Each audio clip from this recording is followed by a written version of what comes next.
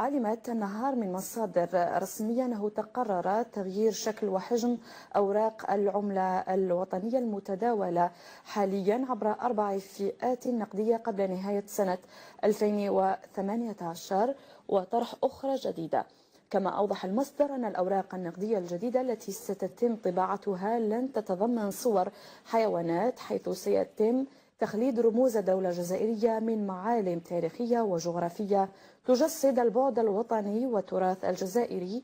كما سيتضمن التغيير كذلك في شكل وحجم الأوراق النقدية وحتى نوع الورق المستعمل.